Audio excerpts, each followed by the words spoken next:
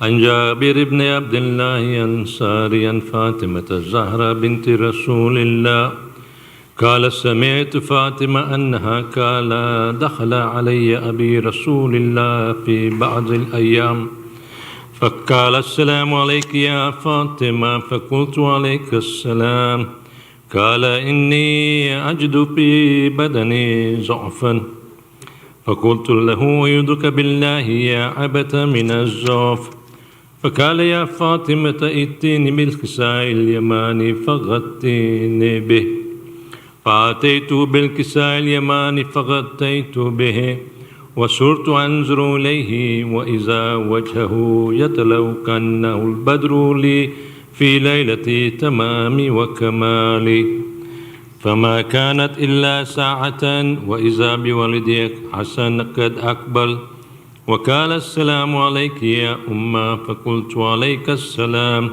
يا قرة عيني وثمرة فؤادي فقال يا أمه إني أشم عندك رائحة طيبة كأنها رائحة جد رسول الله فقلت نعم إن جدك تحت الكساء فأقبل حسن نحو الكساء وقال السلام عليك يا جدة يا رسول الله أذن لي أن أدخل معك تحت الكساء فقال عليك السلام يا ولدي ويا صاحب حوزي قد أذنت لك فدخل معهم تحت الكساء فما كانت إلا ساعة وإذا بولدي الحسين قد أقبل وقال السلام عليك يا أمة فقلت عليك السلام يا ولدي ويا قرة عيني وثمرة فؤادي فقال لي يا أمه إني أشم عندك رائحة طيبة كأنها رائحة جد رسول الله فقلت نعم إن جدك وأخاك تحت الكساء فدنا الحسين نحو الكساء وقال السلام عليك يا جدة السلام عليك يا من اختار الله أتأذن لي أن أدخل معكم تحت الكساء فقال عليك السلام يا ولدي ويا شافي أمتي قد أذنت لك فدخل معهما تحت الكساء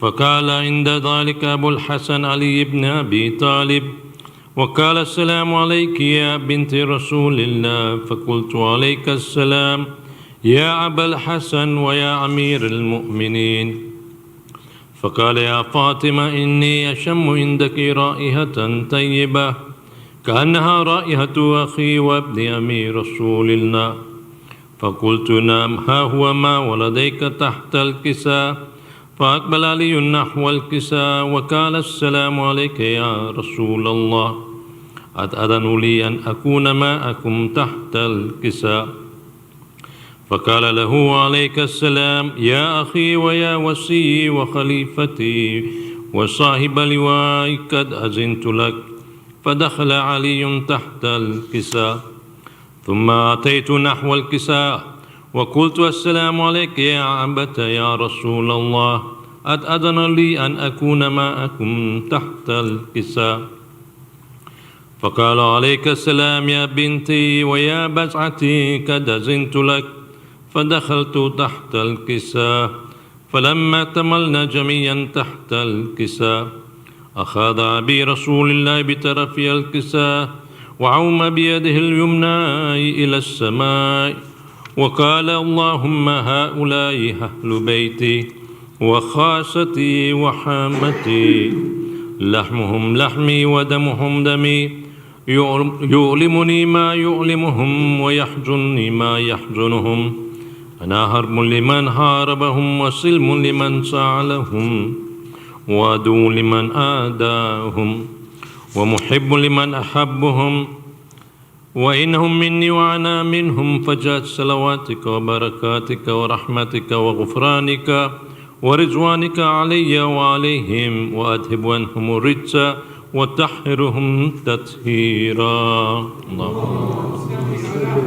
محمد فقال له عز وجل يا ملائكتي والسكان السماوات إني ما خلقت سماء مبنيا ولا أرضا مدهية ولا قمرا منيرا ولا شمسا مضية ولا فلكا يدور ولا بحرا يجري ولا فلكا يسري إلا في محبة هؤلاء خمسة الذين هم تحت الكساء. فقال أمين جبرائيل يا ربي ومن تحت الكساء؟ فقال عز وجل هم أهل بيت النبوة ومعدن الرسالة، هم فاطمة وأبوها وبعلها وبنوها. فقال جبرائيل يا ربي أتأذن لي أن أخبت إلى الأرض ليكون معهم سادسا؟ فقال الله نعم أذنت لك. فحبت أليم جبرائيل وقال السلام عليك يا رسول الله. العلي الأعلى يقرئك السلام ويخصك بالتحية والإكرام ويقول لك وعزتي وجلالي إني ما خلقت سماء مبنية ولا أرضا مدهية ولا قمرا منيرا ولا شمسا مضية ولا فلكا يدور ولا بحرا يجري ولا فلكا يسري إلا لأجلكم ومحبتكم، وقد أذن لي أن أدخل معهم فهل تأذن لي يا رسول الله؟ فقال رسول الله عليه السلام يا أمين وهي الله نعم قد أذنت لك. فدخل جبرائيل معنا تحت الكساء فقال لي أبي إن الله قد أهوى إليكم يقول إنما يريد الله يذهب عنكم الرجس أهل البيت ويطهركم تطهيرا. فقال علي لأبي يا رسول الله أخبرني ما لجلوسنا هذا تحت الكساء من الفضل عند الله؟ فقال النبي صلى الله عليه وآله والذي بعثنا بالحق نبيا واستفاني بالرسالة نجيا ما ذكر خبرنا هذا في محفل من محافل أهل الأرض وفيه جمع من شيتنا ومحبينا إلا ونزلت عليهم الرحمة وحفت بهم الملائكة واستغفرت لهم إلا يتفرقوا. فقال علي عليه السلام إذن والله فزنا وفاز شيتنا ورب الكعبة. فقال أبي رسول الله صلى الله عليه وآله يا علي والذي بعثني بالحق نبيا واستفاني بالرسالة نجيا ما ذكر خبرنا هذا في محافل من محافل أهل الأرض وفيه جمع من شيتنا ومحبينا وفيهم محموم إلا فرج الله حما ولا مغموم إلا كشف الله غما ولا طالب حاجة إلا قضى الله حاجته. فقال علي عليه السلام إذا والله فزنا وسعدنا وكذلك شيتنا فعزوا وسعد في الدنيا والآخرة ورب الكعبة. اللهم صل على محمد. سورة مباركة الفاتحة.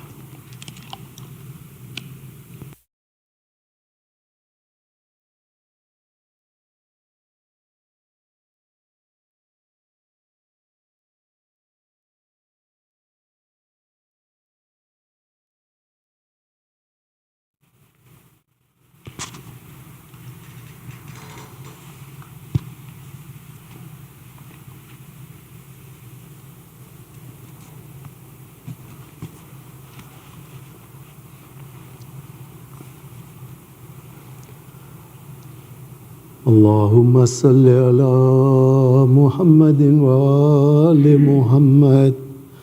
اللهم صل على محمد وآل محمد. اللهم صل على محمد وآل محمد. بسم الله الرحمن الرحيم. اللهم إني أسألك برحمتك التي وسعت كل شيء وبقوتك التي قهرت بها كل شيء وخضع لها كل شيء وذل لها كل شيء وبجبروتك التي غلبت بها كل شيء وبعزتك التي لا يقوم لها شيء وبعظمتك التي ملأت كل شيء وبسلطانك الذي على كل شيء وبوجهك الباقي بعد فناء كل شيء وبأسمائك التي ملأت أركان كل شيء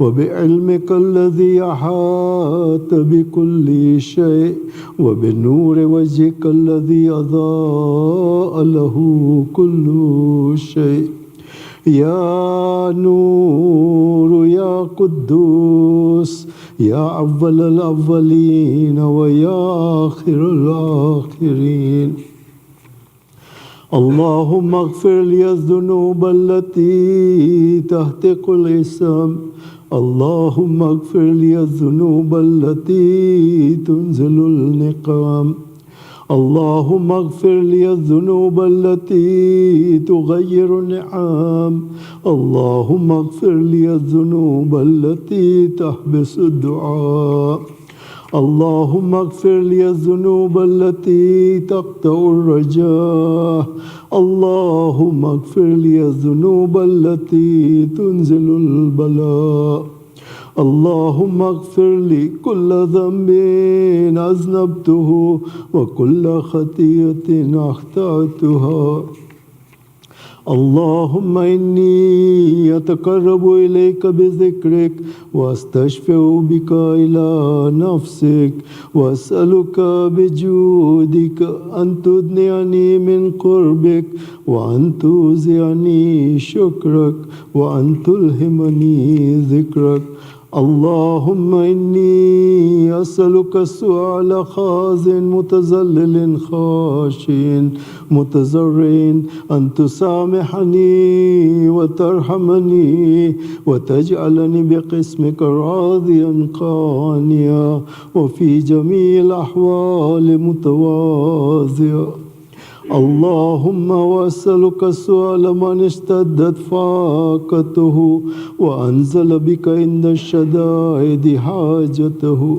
وعزم فيما عندك رغبته اللهم عزم سلطانك ولا مكانك وخفي مكرك وزهر أمرك وغلب قهرك وجارت قدرتك ولا يمكن الفرار من حكومتك اللهم لا أجد للذنوب غافرا ولا لقبائه ساترا ولا لشيء من عملي القبيح بالحسن مبدلا غيرك لا إله إلا أنت سبحانك وبحمدك ظلمت نفسي وتجرعت بجهلي وسكنت إلى قديم ذكرك ليمنك علي اللهم مولاي كم من قبيح سترت وكم من فاده من البلاء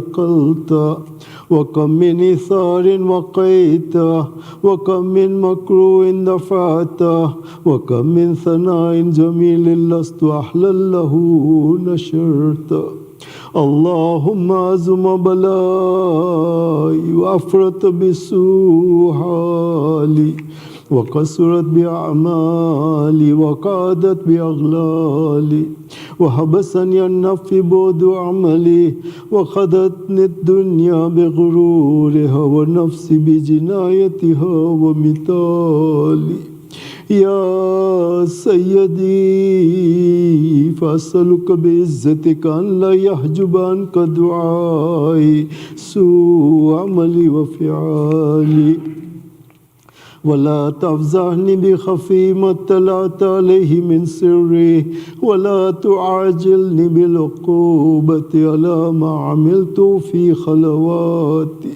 من سوء فعلي وإساءتي ودوام تفريطي وجهالتي وكثرة شهواتي وغفلتي، وكن اللهم بعزتك لي في كل الأحوال رؤوفا، وعلي في جميع الأمور عطوفا. إلهي وربي من لغيرك أسأله كشف ضري والنظر في أمري. إلهي ومولاي أجريت علي حكم اتبعت فيه هوى نفسي ولم أحترس فيه من تزيين عدوي فغرني بما أهوى، وأسأله على ذلك القضاء فتجاوزت بما جرى علي من ذلك بعد حدودك وخالفت بعض أوامرك، فلك الحمد علي في جميع ذلك ولا حجة لي فيما جرى علي فيه قضاؤك وألزمني حكمك وبلاؤك. وقد آتيتك يا إلهي بعد تقصيري وإسرافي على نفسي معتذرا نادما منكسرا مستقيلا مستغفرا منيبا مقر مذعنا معترفا، لا أجد مفرا مما كان مني ولا مفزا أتوجه إليه في أمري غير قبولك عذري وإدخالك إياي في ساعة من رحمتك. اللهم فاقبل عذري وارحم شدة ذري وفكني من شد وثاقي. يا رب ارحم ضعف بدني ورقة جلدي ودقة عزمي. يا من بدأ خلقي وذكري وتربيتي وبري وتغذيتي هبني الابتداء كرمك وسالف برك بي. يا إلهي وسيدي وربي أتراك معذبي بنارك بعد توحيدك وبعد من طوى عليه قلبي من معرفتك ولهج به لساني من ذكرك واعتقده ضميري من حبك وبعد صدق اعترافي ودعائي خاضعا لربوبيتك.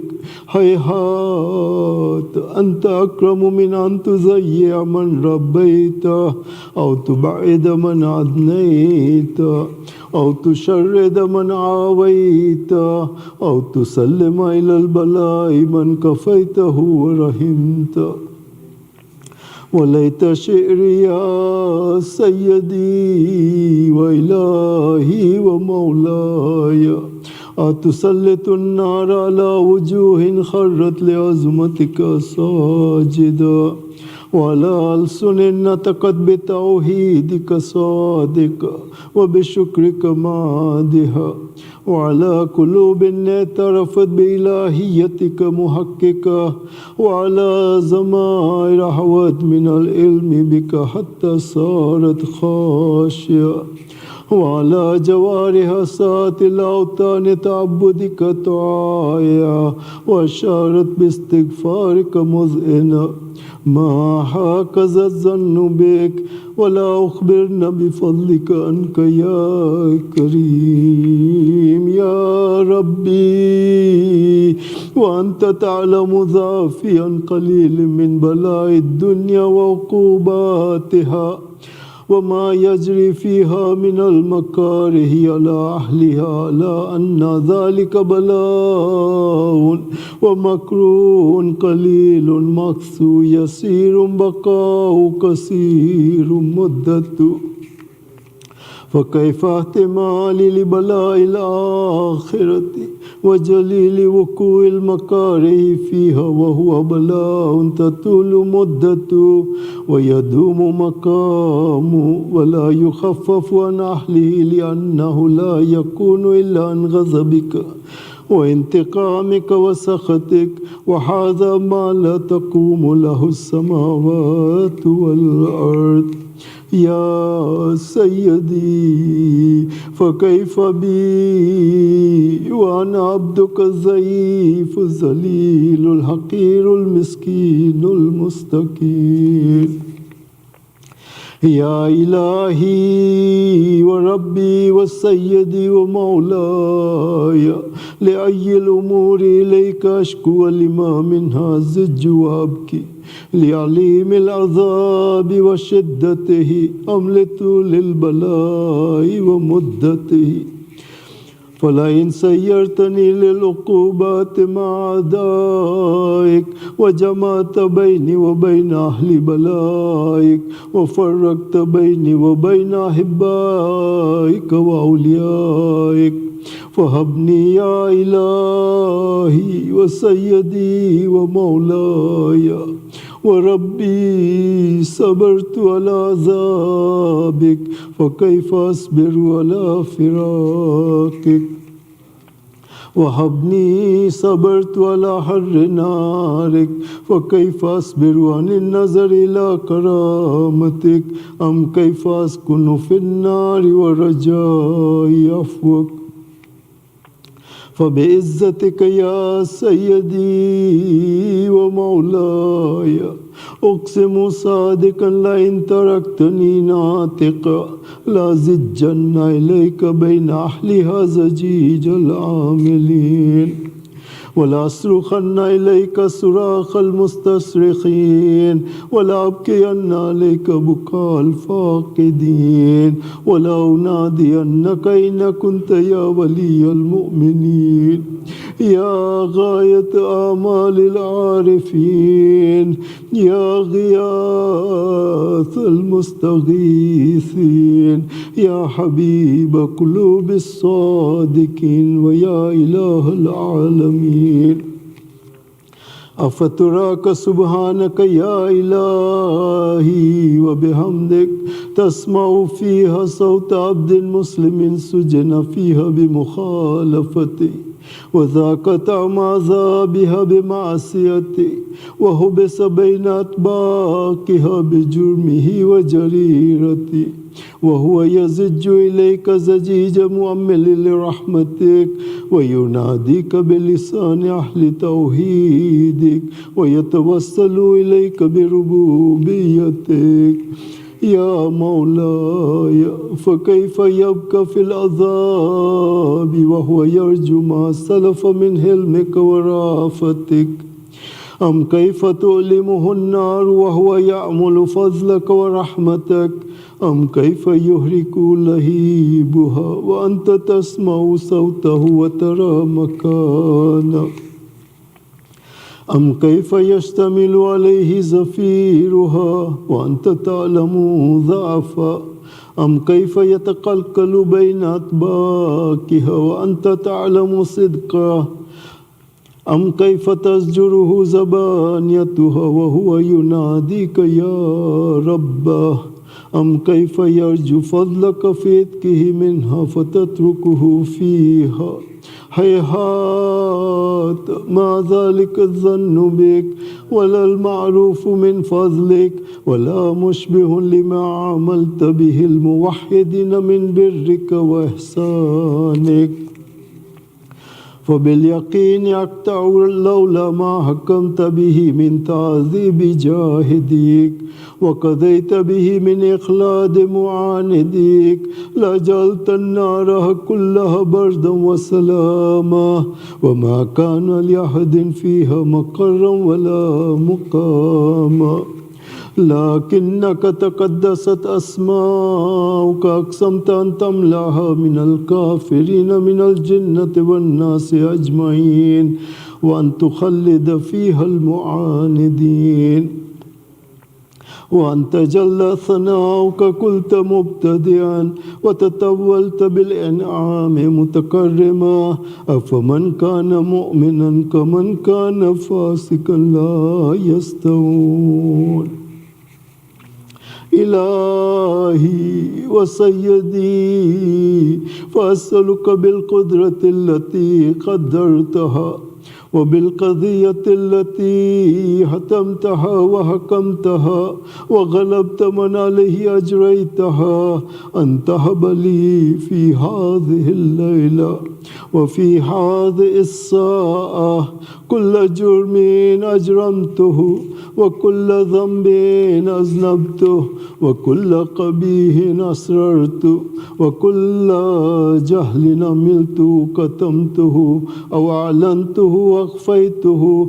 أو أظهرته وكل سيئة أمرت بإثباتها الكرام الكاتبين الذين وكلتهم بحفظ ما يكون مني وجعلتهم شهودا علي مع جواره وكنت أنت الرقيب علي من ورائهم والشاهد لما خفي عنهم وبرحمتك أخفيت وبفضلك سترت وأن توفر حظي من كل خير أنزلته أو إحسان فضلت أو بر نشرت أو رزق بسطت أو ذنب تغفره أو خطأ تستره يا ربي يا ربي يا رب يا إلهي وسيدي ومولاي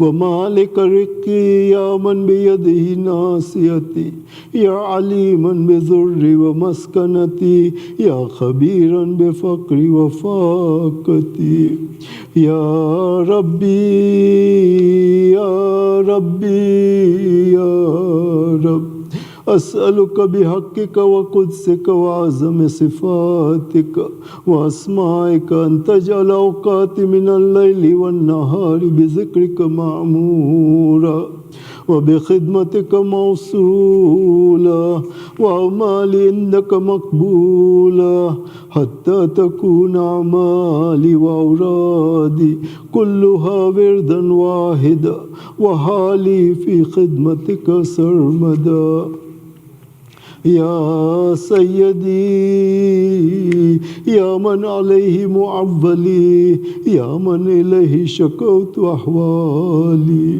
يا ربي يا ربي يا رب قوي على خدمتك جواره واشدد على العزيمة جوانه وهب لي الجد في خشيتك والدوام في الاتصال بخدمتك حتى أسرع إليك في ميادين السابقين وأسرع إليك في المبارزين وأشتاق إلى قربك في المشتاقين وأدنو منك دنو المخلصين وأخافك مخافة الموقنين واجتمع في جوارك مع المؤمنين اللهم ومن أرادني بسوء فارد ومن كادني فكد واجعلني من أحسن عبيدك نصيبا عندك وأقربهم منزلة منك وخصهم زلفة لديك فإنه لا ينال ذلك إلا بفضلك وجد لي بجودك وعطف علي بمجدك واحفظني برحمتك واجعل لساني بذكرك لهجا وقلبي بحبك متيما ومن علي بحسن إجابتك وأقلني أثرتي واغفر لي زلتي فإنك قضيت على عبادك بعبادتك وأمرتهم بدعائك وزمنت لهم الإجابة وإليك يا ربي نسبت وجهي وإليك يا ربي مددت يدي فبعزتك استجب لي دعائي وبلغني مناي ولا تقطع من فضلك رجائي واكفني شر الجن والإنس من أعدائي يا سريع الرضا اغفر واغفر لمن لا يملك إلا الدعاء فإنك فعال لما تشاء يا من اسمه دواء وذكره شفاء وطاعته غنى ارحم من راس ماله الرجاء وسلاؤه البقاء يا سابغ النعم يا دافع النقام يا نور المستوحشين في الظلم يا عالما لا يعلم صل على محمد وآل محمد وافعل بما أنت أهله وصلى الله على رسوله والأئمة الميامين من آله وسلم تسليما كثيرا اللهم صل على محمد وآل سورة المباركة الفاتحة.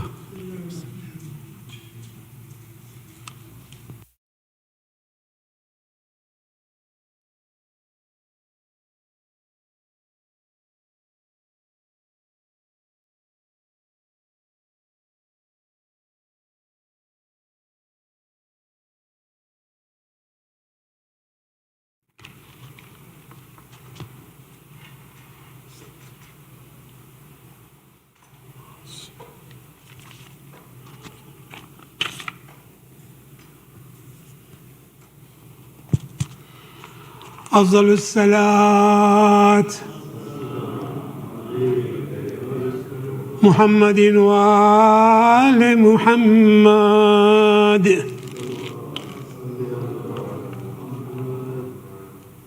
امام نہ ہم آج پیدا ہوئے شہ ذوالکرم آج پیدا ہوئے. امام ہدا آج پیدا ہوئے شہید و سرا آج پیدا ہوئے. وہ باب الحوائج کریم نفس صحاب عطا آج پیدا ہوئے. امام ہدا آج پیدا ہوئے شہید دوسرا آج پیدا ہوئے. وحف تم امامت کے ماہ منیر کے بدر دجا آج پیدا ہوئے. او ہم نام موسی عمران کے کفے پر ضیا آج پیدا ہوئے. امام ہدا آج پیدا ہوئے شہید و سرا آج پیدا ہوئے.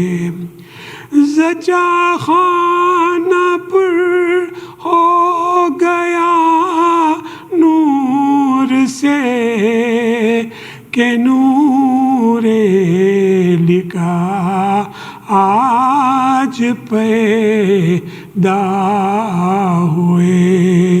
وہ موسی کازم امام امم اے صلی اللہ آج آج پیدا ہوئے امام خدا آج پیدا ہوئے شہید و سرا آج پیدا ہوئے وہ برج امامت کے دریا کے دور عجب بے بہا آج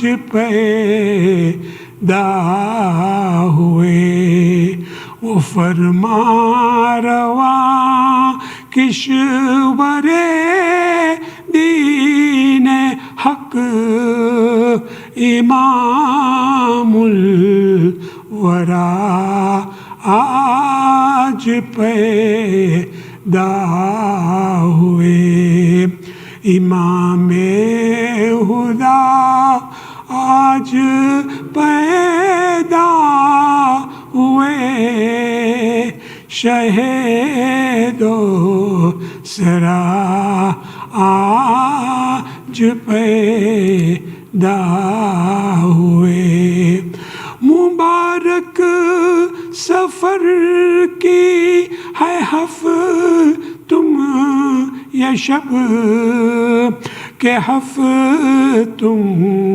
خدا آج پیدا ہوئے زہے گر میں صادق کے کاظم امام بصدق کو صفا آج پیدا ہوئے امام خدا آج پیدا ہوئے شہید و سرا آج پیدا ہوئے افضل الصلاۃ محمد وآل محمد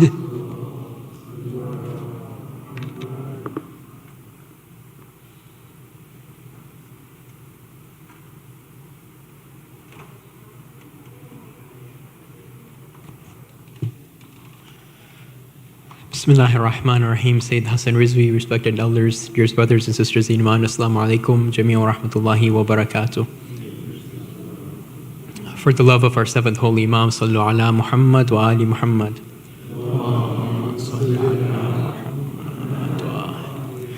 Surah Fatiha is requested for all marhumin listed on the screen, as well as all other marhumin. Surah Al-Mubarak Al-Fatiha.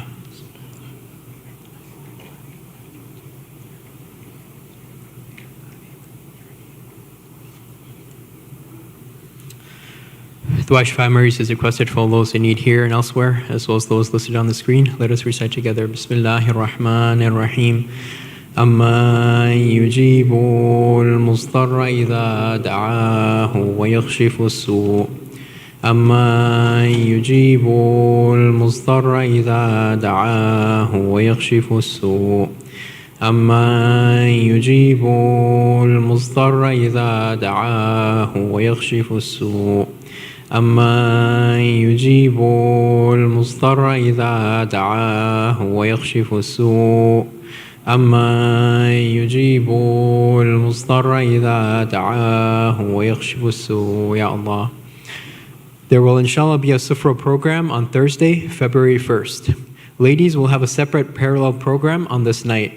Please donate generously towards the tabarruk for this event by contacting either Sister Siddiqa Manji or Sister Sajda Pirbai in the ladies and Brother Abbas Alu in the men's. Please see the flyer in next week's newsletter for additional details. At this time, let us invite Sayyid Hasan Rizvi to please come forward for tonight's Majlis. Muhammad wa Muhammad salawat.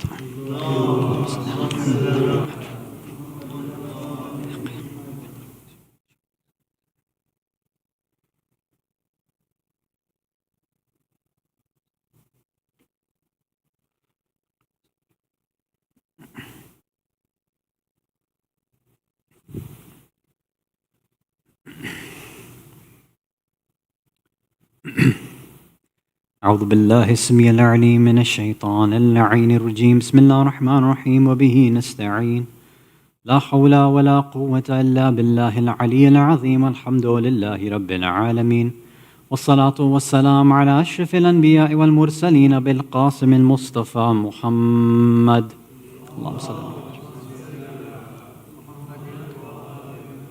ثم الصلاة والسلام والتحية والإكرام على أهل بيته الطيبين الطاهرين المعصومين المظلومين ولعنة الله على أعدائهم أجمعين من الأولين والآخرين إلى قيام يوم الدين أما بعد صلوات على محمد وعلى محمد.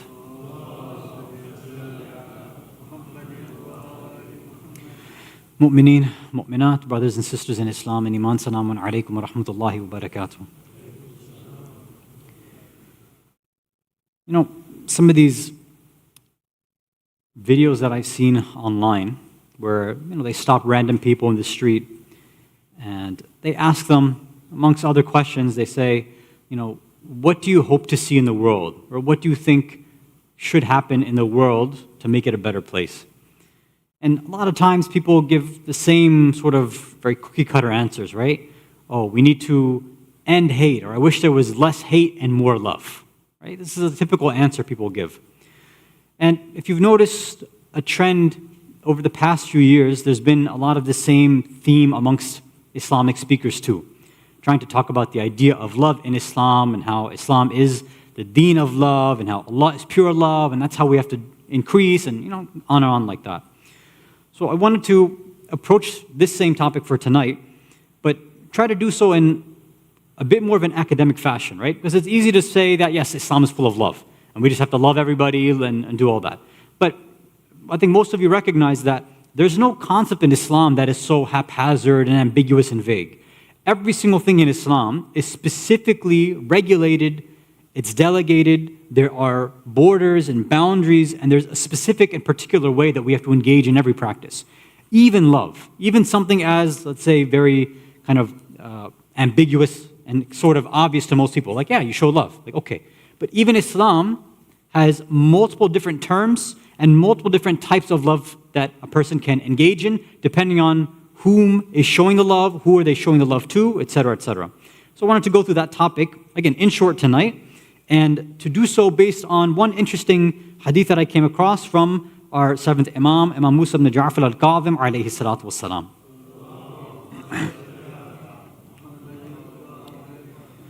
So he's reported to have said, "At-tawaddud ila nas nisful aql." That tawaddud, which for now I'm just going to translate as love. Love ila nas, love towards people, love towards humans, is nisful aql, is half of aql, half of intelligence. Like, okay, it's a pretty heavy hadith, right? You talk about love, and you're talking about showing love to people being half of intelligence. Okay. Normally people don't really attach the idea of love and intelligence, right? Love usually is more of an emotion or a feeling, and intelligence is something that's rational, it's logical, right? It's usually two different things. So I wonder how these two things come together. The way I want to try to analyze it tonight is, there's a few different ways we can go about it. We'll try to first start off and show, first I want to go through this word tawaddud specifically, like, what does that mean? How does it differ from other words in Islam? And then at the end, after looking at how this word has been explained in the Quran, we'll see if we can get a better meaning and kind of discriminate between different words in Arabic, or at least two popular words. And then we'll see if there are any other specific riwayat from other members of the Ahlul Bayt which talk about the same idea, which will show the difference between this tawaddud and other types of love that you and I might be familiar with in Arabic or in Islam. Salawat ala Muhammad wa ala Muhammad.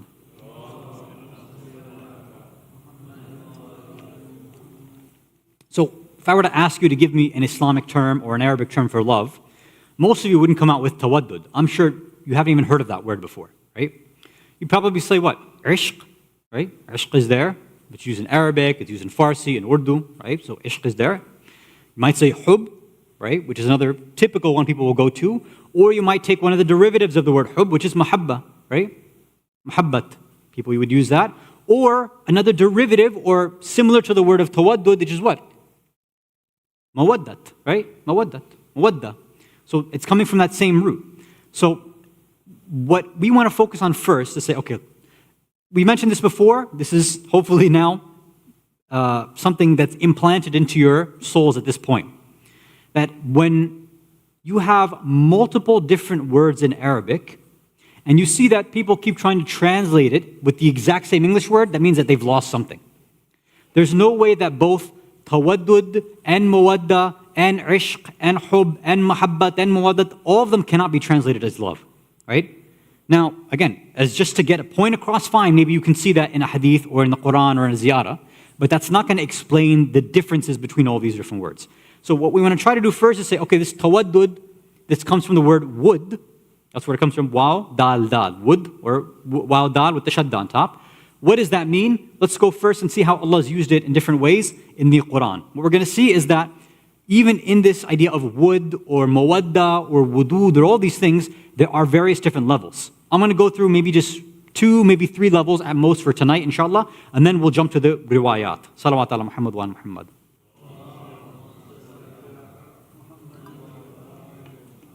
So let's start first with seemingly many different ayat.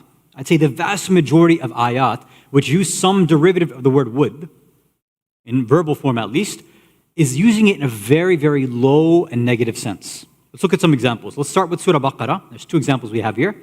First we go Surah Baqarah, Surah 2, ayah number 96. Oh, it's already on there. Nice, very good. Okay. Bismillah ar-Rahman ar-Rahim. وَلَتَجِدَنَّهُمْ أَحْرَصَ النَّاسِ عَلَى حَيَاتٍ. And you will find that it's talking about a certain group of people. You'll probably guess which group when you see what's being described here. I'm not going to mention, you can figure it out. You'll find that there are certain people who are haris. They're greedy. They're the most greedy people for what? Hayat. They are greedy for this world. They're greedy to live. Not to die, to live. وَمِنَ الَّذِينَ أَشْرَكُوا. That they are greedier than mushrikeen. That there are certain groups of people that are more in love and obsessed with the dunya than even mushrikeen. يَوَدُّ أَحَدُهُمْ لَوْ يُعَمَّرُ أَلْفَ سَنَةٍ. That you're going to find that one of them has this they love if they'd be able to live for 1,000 years. That's what they would. So this first sort of usage you see in the Quran is not a literal sort of word of love. It's more about this idea of like having a mannat. I wish, I would hope, I would love to. So it's over here, Allah saying, again, I don't want to give the full context, just to show you how the word's being used. That would, in this sense, is like there are groups of people. In a negative sense, they have this longing, this wish, this desire, this hope for something, but not in a positive sense. This group of individuals, they claim to be Allah's favorite. So Allah is basically saying, look, you think you're my favorite, then you should ask for death, not for life. But Allah is saying, these people, you'll see, they are obsessed with life. They want to live here forever. That's why He's saying their love, their hope, their desire is that they could be living here for 1,000 years, right? Okay, so I just want to give that part of the ayah. Let's go on to ayah number 105 in Surah Baqarah. Over there, Bismillah ar-Rahman ar-Rahim. ما يود الذين كفروا من أهل الكتاب ولا المشركون أن ينزل عليكم من خير من ربكم. That neither those who do kufr from among the Ahl Kitab, meaning that there are certain people, there's a group from among Ahl Kitab, Christians and Jews and others, that are kafir, meaning they reject and deny the truth. Not every person from Ahl Kitab is like that, right? We have to distinguish. And then there's also a group of mushrikeen. There's also a group of mushrikeen. They don't wish أن ينزل عليكم من خير من ربكم. They don't have a wish or a longing or a desire that you, Rasulullah, that any khair descends upon you. Meaning there are a group of kuffar amongst the Jews and Christians and other Ahl Kitab, and there's a group from amongst the mushrikeen that don't wish anything good to happen to Rasulullah sallallahu alayhi wa alihi wa sallam. Allahumma salli ala Muhammad wa ala. So again, this is a very negative sort of connotation that's here, is that these groups of individuals very negatively wish and hope and pray, like, I hope that this guy Muhammad doesn't get any blessings from Rabb. That's what their hope and wish is for. So this is 2 examples. Now, let me go with let's go with one last one. This is in Surah Al-Hijr, Surah 15, ayah number 2.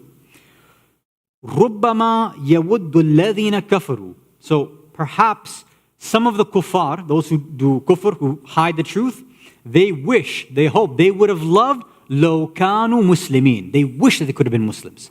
So this ayah perhaps is addressing people on the Day of Judgment. On Yawm al-Qiyamah, their hisab's happening. They're like, you know what?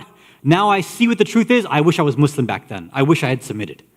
I wish I had done that. But now it's obviously too late for them. So again, this is a negative context, that this is somebody's longing and wish, but okay, it's too late at this point. So these three ayat are at least giving us some context that, you know what, would or mawadda over here, the way it's being utilized, is not a positive thing.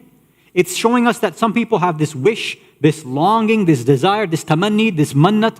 They want something, but it might be something good, it might be something bad, but it's coming usually from a negative place, or there's a negative result attached to it. So that's the first group of ayat. Let's see if we can go to another sort of mini group from that, because this group was before, it wasn't talking about Muslims. It was all kuffar, some groups of Ahl Kitab, some mushrikeen, people like that. But this word would has also been used negatively to some degree in terms of Muslims as well. Let's look at Surah Al-Mujadala, Surah 58, ayah number 22, after Salawat ala Muhammad wa ala Muhammad.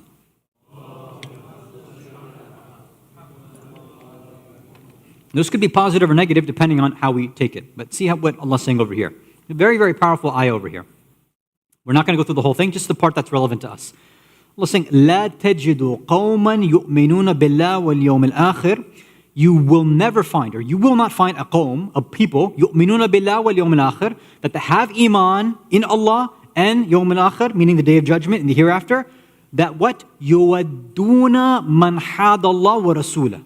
You'll never find somebody, a group, a qawm that actually has this level of iman, that also has this love, or would, or mawadda, towards people who have hatred or despise or are against Allah and His Rasul. Sometimes something like this, well, again, that's a separate conversation, separate discussion, but you'll find a lot of people, they're like, yes, I have love for so-and-so individual, even though they're an enemy of Islam, even though they're an enemy of Allah or Rasulullah. Well, Allah over here says you shouldn't find a mu'min like that.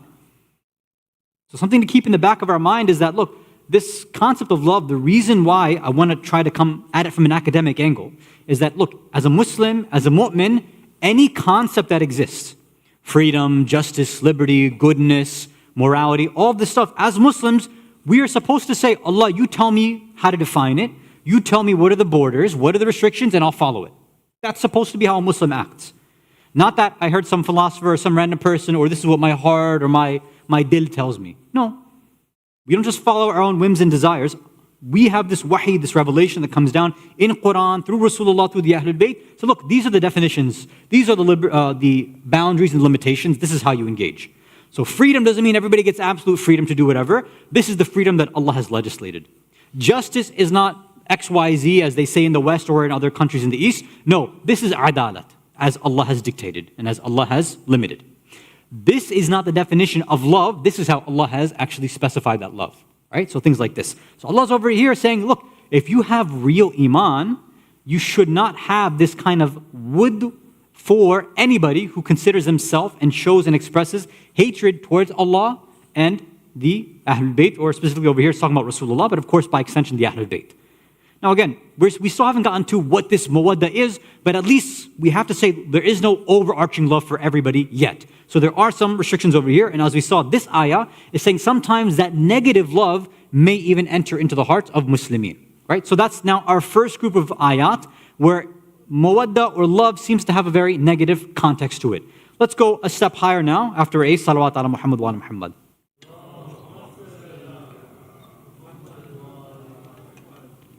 So we have the kind of negative stuff. Okay, what about the positive? Well, would or mawadda has also been used positively too. Again, you already know most of the stuff. I'll give you a few other examples. Surah Maryam, Surah 19, Ayah 96. Inna alladhina amanu wa amilu salihat. So those who have iman and who do salih actions, who do righteous things, sayaj'alu lahum ar-Rahman wudda. That ar-Rahman, Allah as ar-Rahman will come and place wood and give that to them. So love gets placed in them. So this is a positive context now, that it's not just Allah, but specifically Allah manifesting as Ar-Rahman, right? This universally merciful creator is coming and putting this wood and special kind of love in people's hearts. Right? So that's very, very positive then, right? If we meet these conditions, of having proper iman and doing the right stuff, then we should feel this very specific kind of love. Now again, it hasn't been directed yet, so we're not there yet, but keep this there that, okay, so I am supposed to have a specific kind of love if I have the proper iman and I do the right things. So I've got to do something. And what that is, we keep going forward. Now, there's obviously the most famous example of how muwaddah should be shown. And every Shia should know this one, obviously, right? This is in Surah Ash-Shura, Surah 42, Ayah 23, right? Right there in the beginning part, right? When Rasulullah sallallahu alayhi wa sallam is told to say, قُلْ لَا أَسْأَلُكُمْ عَلَيْهِ أَجْرٌ إِلَّا الْمَوَدَّةَ فِي الْقُرْبَى. He's not asking for payment. He's not asking for checks. He's not asking for residuals. Rasulullah is telling his people, I don't need compensation for any of this stuff. I don't need a hadiyah. I don't need any of these things. What do I need? I need mawadda fil qurba. That's it. You can repay the love I'm showing you. You repay that by showing love to my Ahlul Bayt. That's how you repay it. That's the only thing that's asked. Right? So, okay. So now, mawadda, again, coming from that same root. So this is obviously one of the higher levels there. But yes, there is a way that we're obligated as Muslims to show affection. But this is not the highest level that's possible. The highest level that's possible, the highest level of any khair, where does it come from? Obviously it comes from Allah. If there's any good quality, then that good quality in its most perfect form has to be expressed and manifested by Allah, obviously, right? Like you and I can manifest love, we can manifest justice, we can manifest goodness and liberty and all that, but that's only when it comes from the infinite, the most perfect. So Allah has to have that perfect version of it, and we try our best to manifest some limited version of it. So Allah obviously has to have some version of this mawadda or wood too, right? So that's why one of His names is what? Which comes from the same root word. Al-Wadud. Al-Wadud is the one who shows this specific kind of love. Let me just share with you 2 ayat that will help us get to the deeper meaning. If you can recite, A salawat ala Muhammad wa ala Muhammad.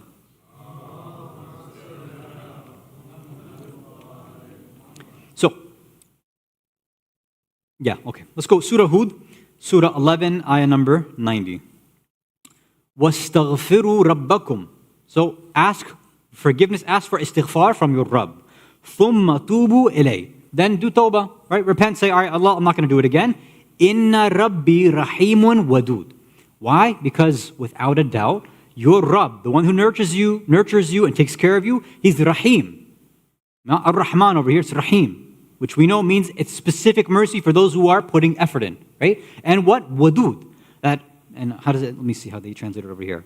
Loving is merciful. Loving kind? What is, okay, sorry, I don't know. That's a very interesting translation. Whatever, right? Okay, let's just go with their hyphenated loving kind, whatever that happens to mean, right? So this wadud is being tied to Rahim, which should give us an idea of what wadud, what kind of love this actually means. Look at the context. Somebody is asking, saying, Allah, I'm doing istighfar, I'm doing tawbah, and I know that Allah, you are Rahim and wadud. So it seems like this wadud is in response to the way somebody shows their relationship to Allah then, right? It's not just that Allah just shows it to everybody in the same way. Rahim or Rahimiyat doesn't come to everybody. Ar-Rahman's for every creation. But Ar-Rahim is only for the mu'mineen, right? Those who show love back to Allah. So you can see that wadud has a similar trait to Rahim. One more ayah. You guys are like, wow, this is the most ayat we've ever heard in a majlis before. It's okay. This is the last one, right? It's good, right? Sometimes it's good for Shias to hear the Quran, I think. It's not a bad thing for us. So last ayah, Surah Al-Buruj, Surah 85, ayah 14. وَهُوَ الْغَفُورُ الْوَدُودُ. That Allah is Al-Ghafur, right? The one who offers forgiveness, and He's Al-Wadud. How do they translate over here? The loving. Oh, they didn't use loving kind in this one, whatever. So now you think about forgiveness, what does that mean? That means somebody asks for forgiveness, and Allah responds. So then Wadud is going to have this same sort of context. This is the only 2 times in the Quran that the name Wadud is being mentioned. The only 2 times. And both times, istighfar is there, or some level of forgiveness. So what is this? What do the ulama tell us then? Is that, look, the meaning of al-Wadud, simplified, is that Allah initially has this love, and, now I'm going to go beyond that, an affection. That's probably a good word to use here. For Wadud or Wud or Mawadda is affection. Allah shows affection for His creation. And how does He do that? He takes and puts a specific kind of love and affection in every single creation's heart. When that makhluk, when that abd, that servant and slave says, okay, I'm going to reciprocate, I'm going to show love back to you, Allah says, okay, then I'll put some more love back in your heart too.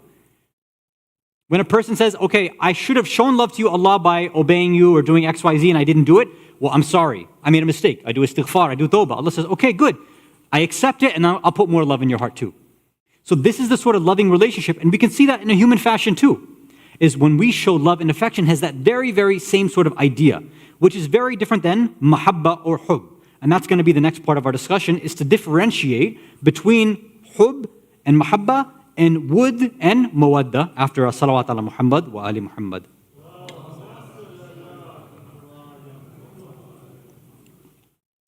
Again, I don't want to go too in-depth over this. Hub, in a general sense, is just any kind of love pretty much. That's usually how people use it. Hub is just love. But it consists of every type of love that might be there. So one way that in Arabic they use hub is just like, okay, it's whatever, any sort of general kind of love. It's sort of all-encompassing, whether it's weak love or strong love. Okay. So wud is a type of hub, or mawadda is a type of mahabba, if I'm putting it that way. So, okay, well, what's so special and specific about wud, right? Similar and related to what we just said about Allah being al-wadud.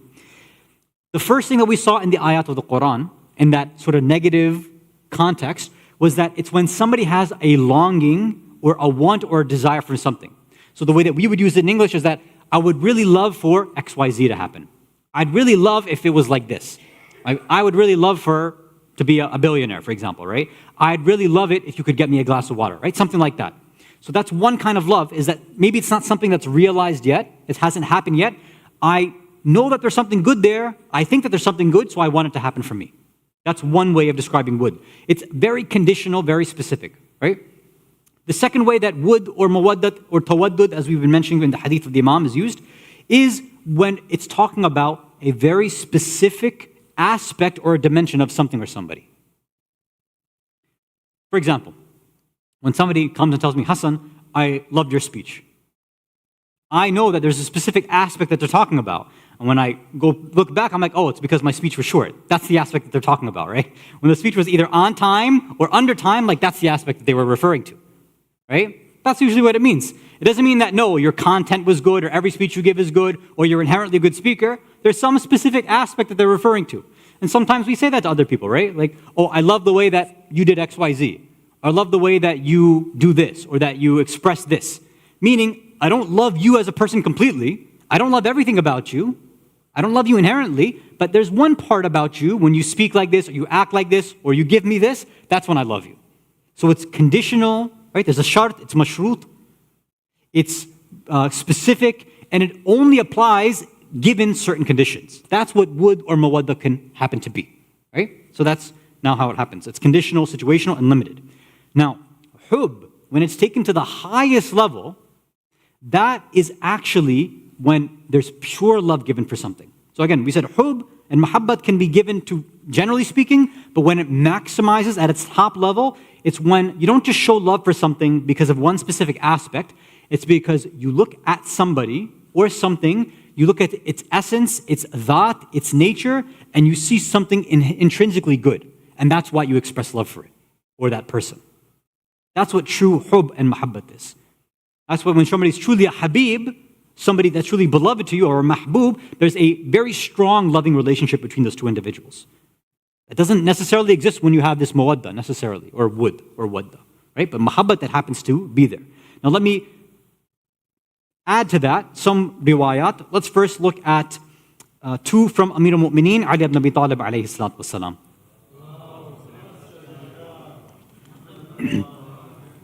And these two both will emphasize that basically wud or mawadda or tawaddud are all stepping stones, right? So this first one, bit-tawaddud takun al-muhabba, that through showing affection to people, after a while it'll turn into mahabbat, it'll turn into better love or real love. So you start with kind of a superficial affection for people, then it'll become stronger and stronger and greater and greater. In another hadith, very similarly worded, bit-tawaddud tata'akkadu al-muhabba, that through showing affection superficially, little by little, whether it's verbally or body language, whatever it happens to be. We haven't gotten through the how you do it yet, but we're just showing this way. Then tata'akkud al-mahabba. After a while, your mahabbat for somebody will get strengthened too. So, we think that we can just have love for everybody right away in the most maximal way. No.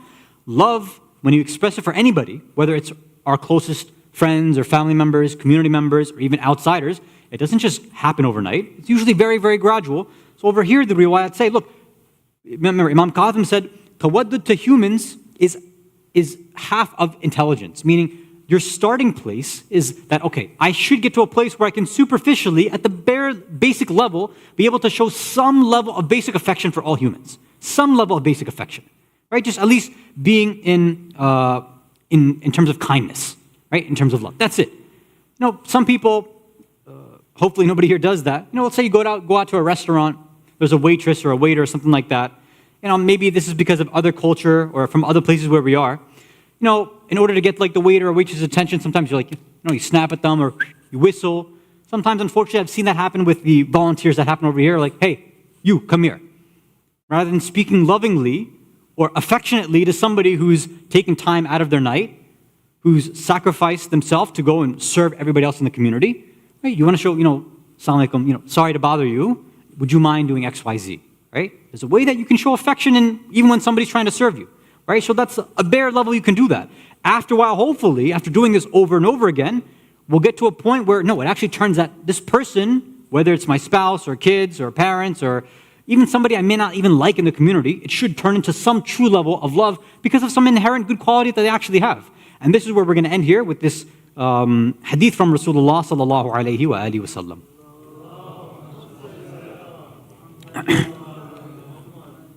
He's reported to have said, Ra'sul aql ba'da deen, that the inception or cornerstone of the aql after deen, meaning the first thing that a strong, intellectual, intelligent person should have is deen, meaning you should accept Islam if you're a rational person. If you're a logical person, you have some level of awareness. So what is the next step after that? He says, what? It's tawaddud ila nas. Same thing Imam al-Kazim said. Or rather, Imam al-Kazim is just obviously repeating what Rasulullah has said.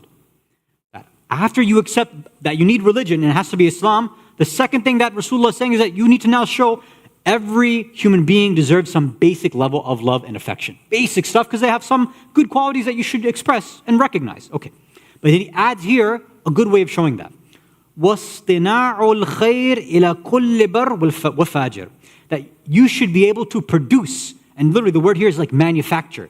Manufacture goodness and khair and some good behavior to what? إِلَى كُلِّ بَرْ, to every good person, وَفَاجِرٍ. Even a person who's evil, who's bad, who's disgusting, who you don't like their behavior. Even there's some basic level of goodness you should be able to manufacture to them too. Now, this probably requires its own explanation, but hopefully, at the bare minimum, we can say, look, one of the best ways, the kind of famous saying that we've probably heard before, is one of the best ways when somebody's full of a lot of hatred, animosity, and spite, and anger, and things like that, we heard is what? Kill them with kindness. And a lot of times for people that works. I'll end with this story before we move on to the quiz. There's this one individual that I know. He's not from this community. He's not even from the U.S. He was telling me about his father. And his father was just, again, one of these individuals constantly smiling, always showing love, always showing affection to everybody, even his enemies. And he was explaining to me one example of how he showed that. So my friend told me, his father, they used to own a convenience store. And when they owned it, you had all different types of individuals who came in, right? Some people who just came in and gave their stuff, gave the money and left, right? Just neutral sort of interaction. A lot of times that happens, right? You go, drop something off, hey, how are you doing? Okay, whatever, pay and go. Sometimes, hey, how's it going? How's your weekend? Whatever. Sometimes you're friendly. And then sometimes it's not so great. Sometimes the person comes in and they're just rude and they're aggressive. I don't know how many of you have ever done a cashier job before. I used to be a cashier at some famous places, and sometimes you get very, very insane individuals. I won't mention which place, because one of these places might be on the sanctions list right now, so I won't mention it. So sometimes you get some very individual, very special, racist kind of people. So my friend's father, one day, this individual comes in and right away looks at my friend's father, sees that he's a Muslim openly, and just the hatred starts pouring out. And just starts saying blah, blah, blah, blah, blah, all this kind of hatred spewing out. My friend's father's just smiling, nodding, just eating it up. It doesn't affect him, not a big deal. And then basically at the end of this evil person or this rude person's just tirade is like, you know what? Go to hell. Go to hell. Now, if somebody were to say something like that to you and I, whether we're driving on one of these roads around here, somebody in the community says that to us, we see it in WhatsApp conversation, whatever it is, let's be honest, how would you and I respond? At best, we might ignore the comment, at best, right? I hate to see how many of us might respond to something like that, because it gets our blood boiling. How dare you say something like that to me? So this individual, when the person says to him, go to hell, again, the guy starts to walk out, he's like, go to heaven. And the guy stops in his tracks, he's like, what did you say? He said, I said, go to heaven. And he said, why would you say that to me? He's like, why? He's like, I want you to go to heaven. That's it. And the guy's like, but I told you to go to hell. He's like, I know you did. He's like, but I don't know what happened to you. I don't know why you're angry, why you're upset, whatever. He's like, but that's not going to affect me. It's like, I don't know you. I'm assuming something bad happened to you, so yeah, you go to heaven. And the guy's just mind got completely blown. You know how you always hear these stories about the Ahlul Bayt, and they have these crazy interactions with people, and the people at the end of the interaction, they're like, I can't believe it, La ilaha illallah, Muhammad Rasulullah. Like, this was like a real life example, and it blew my mind that these kind of individuals do exist.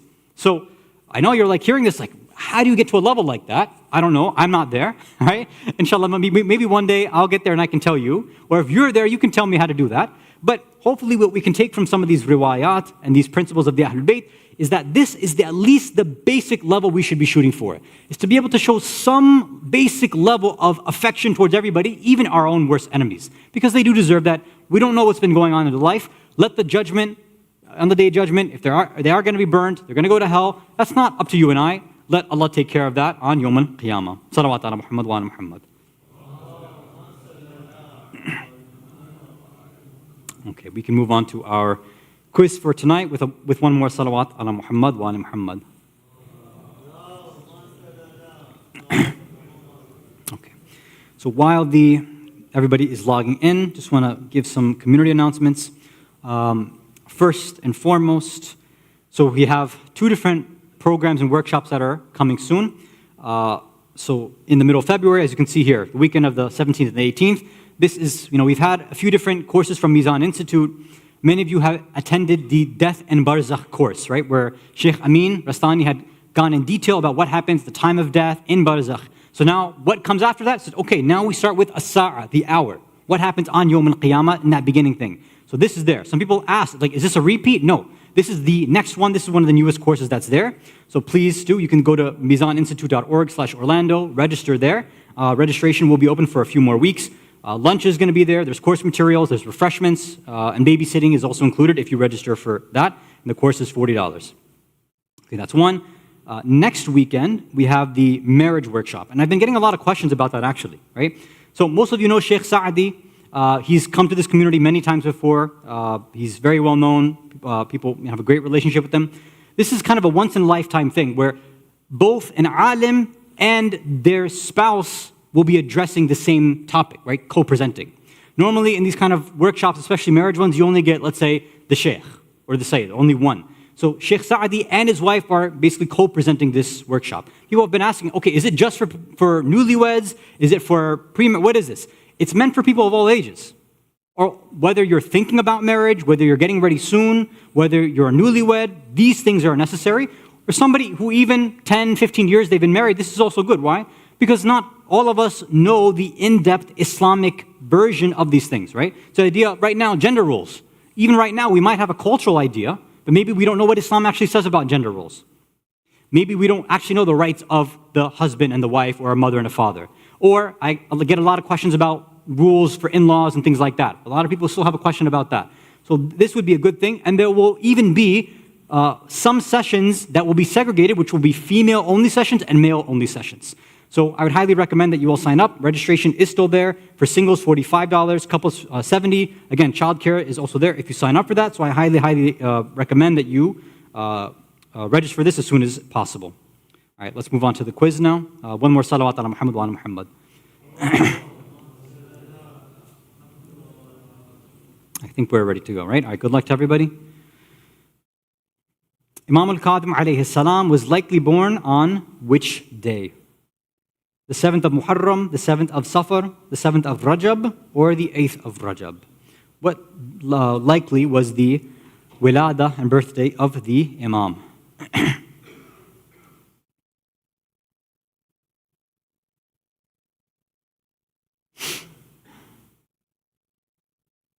Okay, so most of you got this, yes. It's 7th Safar. So although we do, or many communities commemorate it today or celebrate it today, many riwayat indicate that it actually took place on the 7th of Safar. Although there's, again, a few different opinions there. Okay, number 2.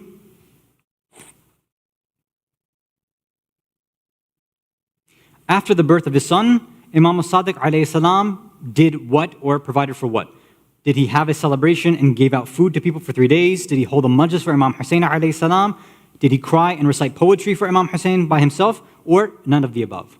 So on that day of the Wiladah, what took place? What did the Imam actually do?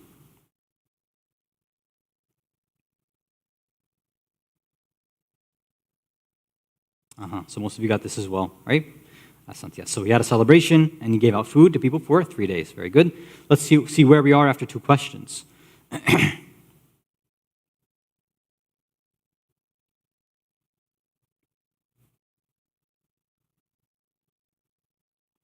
Qambar fastest at the top, 1919, very good. Second place is at 1940, only 5 points behind, and Sebastian, which I'm sure is just a randomly generated name, is almost there in 3rd place, very close behind. All right, 2 more questions, let's see.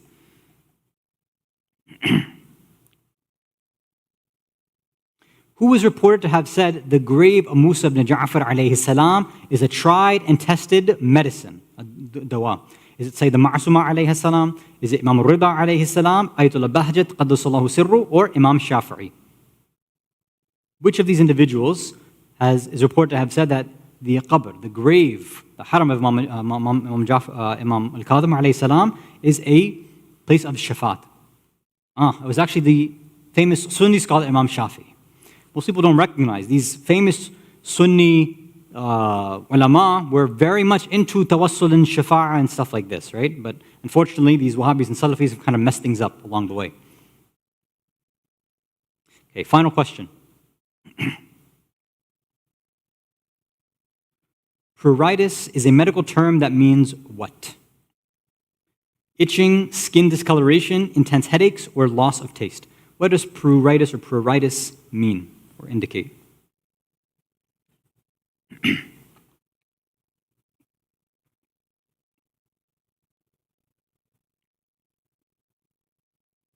I've been suffering from a lot of this lately. No, it's actually itching, yes. That's apparently the term. Okay, so let's see. I think it's one of the first times the Islamic questions people got right and the non-Islamic one people got it wrong. Very good. I'm happy actually that happened. Okay.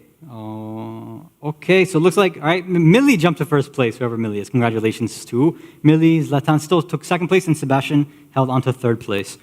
Okay. Walhamdulillahi Rabbil Alameen, wa sallallahu ala Sayyidina Muhammad wa ala ahl baytihi at-tayyibin at-tahirin.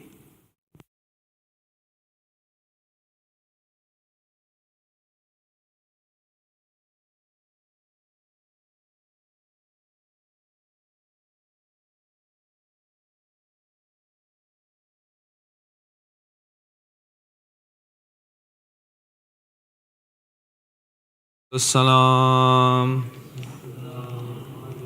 Ya Rasulullah Muhammad wa ali Muhammad Salawat Sallu ala Muhammad Ya Musa Kazim hame aafat se churao बहरे हसन हुसैन मुसीबत से बचाओ खालिक ने तुम्हें खल्क का मुख्तार बनाया भटके हुओं को आप ही ने राह बताया मैं भी हूँ परेशान करो लुत्फ का साया और दीजिए जो आप से मैं मांगने आया या मूसा काज़िम हमें आफत से छुड़ाओ بہرے حسن حسین مصیبت سے بچاؤ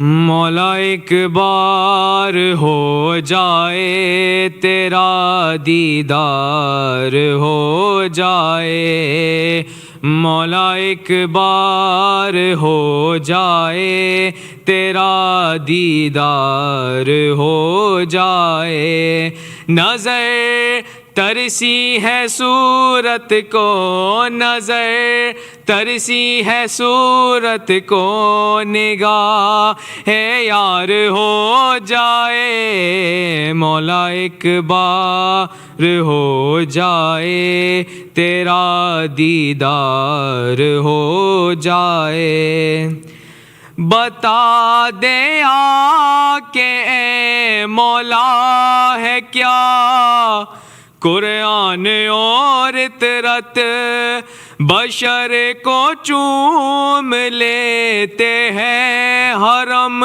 کو چومنا بدعت ذرا ایسی ہی گردن پر ذرا ایسی ہی گردن پر تیری تلوار ہو جائے مولا ایک بار ہو جائے تیرا دیدار ہو جائے مولا ایک بار ہو جائے تیرا دیدار ہو جائے تیاری جنگ کرنے کی ریاست دان کر بیٹھے تیری تلوار سے مرنے کا وہ ارمان کر بیٹھے اسی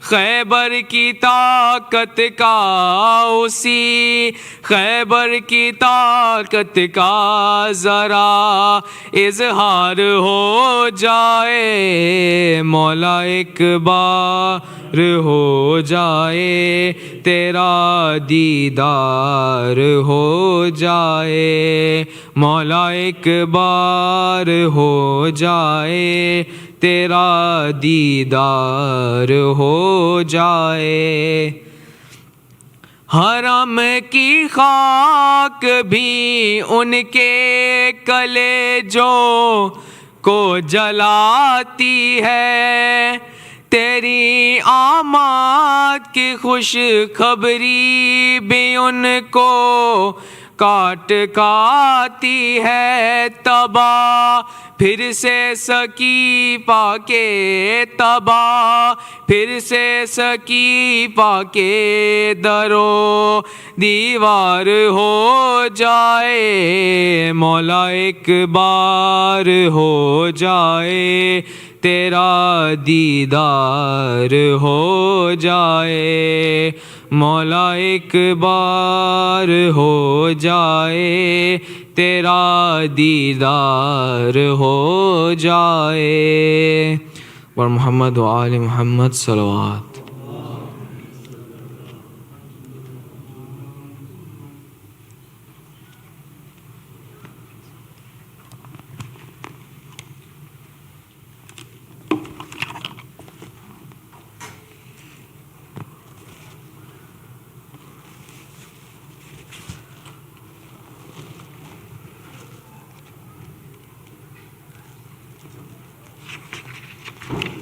بسم الله الرحمن الرحيم السلام عليك يا رسول الله السلام عليك يا أمير المؤمنين السلام عليك يا فاطمة الزهراء سيدة نساء العالمين السلام عليك يا حسن المجتبى السلام عليك يا وارث آدم صفوة الله السلام عليك يا وارث نوح النبي الله السلام عليك يا وارث إبراهيم خليل الله السلام عليك يا وارث موسى كليم الله السلام عليك يا وارث عيسى روح الله السلام عليك يا وارث محمد حبيب الله السلام عليك يا وارث أمير المؤمنين ولي الله. السلام عليك يا ابن محمد المصطفى. السلام عليك يا ابن علي المرتضى. السلام عليك يا ابن فاطمة الزهراء. السلام عليك يا ابن خديجة الكبرى. السلام عليك يا ثار الله وابن ثاره والوتر الموتور. أشهد أنك قد أقمت الصلاة وآتيت الزكاة وأمرت بالمعروف ونهيت عن المنكر وأطعت الله ورسوله حتى أتاك اليقين. فلعن الله أمة قتلتك، ولعن الله أمة ظلمتك، ولعن الله أمة سمعت بذلك فرضيت به. يا مولاي يا أبا عبد الله، أشهد أنك كنت نورا في الأصلاب الشامخة والأرحام المطهرة، لم تنجسك الجاهلية بأنجاسها ولم تلبسك من مدلهمات ثيابها. وأشهد أنك من دعائم الدين وأركان المؤمنين. وأشهد أنك الإمام البر التقي الرضي الزكي الهادي المهدي. وأشهد أن الأئمة من ولدك كلمة التقوى وأعلام الهدى والعروة الوثقى والحجة على أهل الدنيا.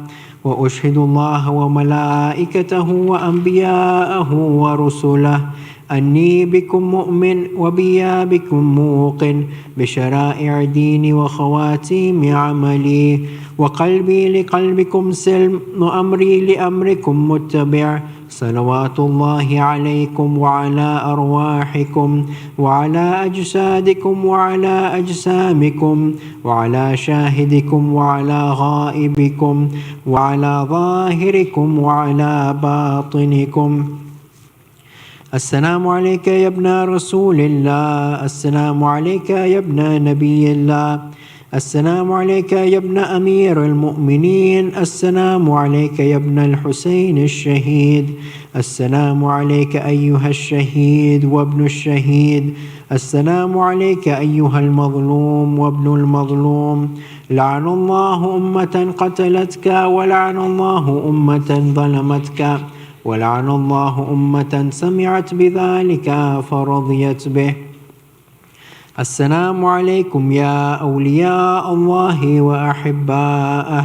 السلام عليكم يا أصفياء الله وأوداءه. السلام عليكم يا أنصار دين الله. السلام عليكم يا أنصار رسول الله. السلام عليكم يا أنصار أمير المؤمنين. السلام عليكم يا أنصار فاطمة سيدة نساء العالمين. السلام عليكم يا أنصار أبي محمد الحسن بن علي الولي الزكي الناصح. السلام عليكم يا أنصار أبي عبد الله بأبي أنتم وأمي. طبتم وطابت الأرض التي فيها دفنتم وفزتم فوزا عظيما، فيا ليتني كنت معكم فأفوز معكم. السلام عليك يا أبا الفضل العباس بن أمير المؤمنين. السلام عليك يا ابن سيد الوصيين. السلام عليك يا ابن أول القوم إسلاما وأقدمهم إيمانا وأقومهم بدين الله وأحوطهم على الإسلام. أشهد لقد نصحت لله ولرسوله ولأخيك فنعم الأخ المواسي. فلعن الله أمة قتلتك، ولعن الله أمة ظلمتك، ولعن الله أمة استحلت منك المحارم وانتهكت حرمة الإسلام. فنعم الصابر المجاهد المحامي الناصر والأخ الدافع عن أخيه المجيب إلى طاعة ربه الراغب فيما زهد فيه غيره من الثواب الجزيل والثناء الجميل. وألحقك الله بدرجة آبائك في جنات النعيم. السلام عليكم ورحمة الله وبركاته. السلام عليك يا تسعة المأسومين من ذرية الحسين علي بن الحسين ومحمد بن علي وجعفر بن محمد وموسى بن جعفر وعلي بن موسى ومحمد بن علي وعلي بن محمد والحسن بن علي. السلام عليك يا سيدي ومولاي يا صاحب العصر والزمان، سيدي الأمان الأمان الأمان. السلام عليك يا شريك القرآن، السلام عليك يا كعبة الإيمان، السلام عليك يا إمامنا وإمام الإنس والجان ورحمة الله وبركاته. بسم الله الرحمن الرحيم. اللهم صل على محمد وآل محمد. اللهم كن لوليك الحجة بن الحسن صلواتك عليه وعلى آبائه في هذه الساعة وفي كل ساعة وليا وحافظا وقائدا وناصرا ودليلا وعينا، حتى تسكنه أرضك توعا وتمتعه فيها طويلا برحمتك يا أرحم الراحمين.